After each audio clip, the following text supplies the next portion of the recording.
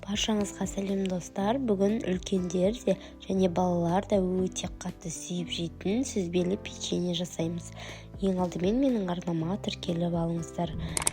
Ең бірінші бізге бөлме температурасындағы сары май қажет болады.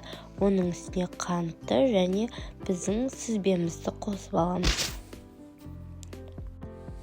Оның үстіне жұмыртқамызды жарып саламыз.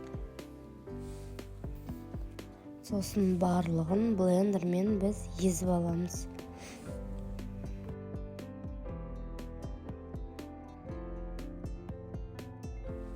Міне бізде осындай масса шығады.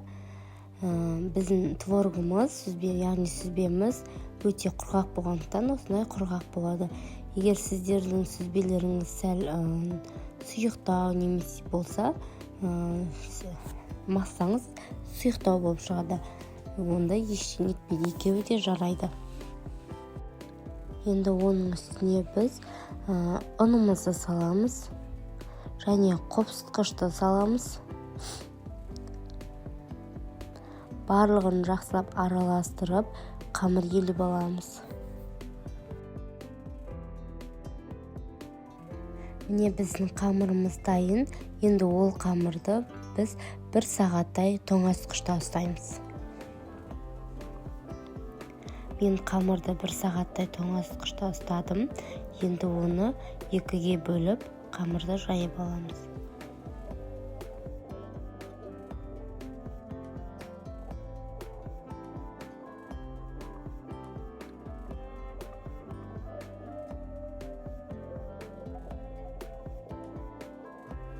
Қамырымызды жайып болған соң, осындай дөңгелекше жасап аламыз. Мен стаканның көмегімен дөңгелек жасап алдым. Сіздер қалауларыңыз бойынша кез келген нәрсемен дөңгелек жасап алсаңыздар болады.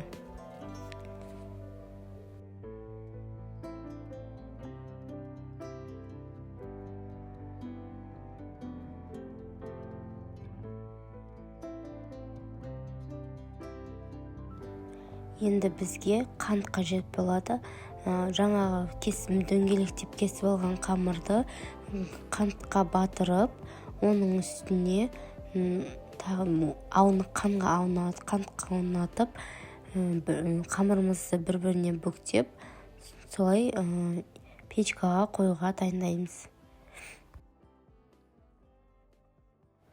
Барлық қамырларымызды осылай видеода көрсетілгендей жасап аламыз.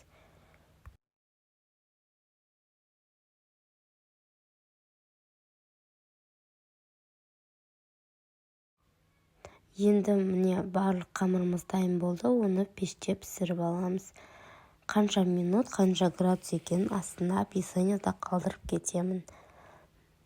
Міне достар, біздің печеньеларымыз дайын. Міндетті түрде жасап көріңіздер, өте дәмді болып шығады. Барлығына ұнайтынына 100% кепілдік беремін. Видеоның соңына дейін қарағандарыңызға рахмет. Қош сау болыңыздар.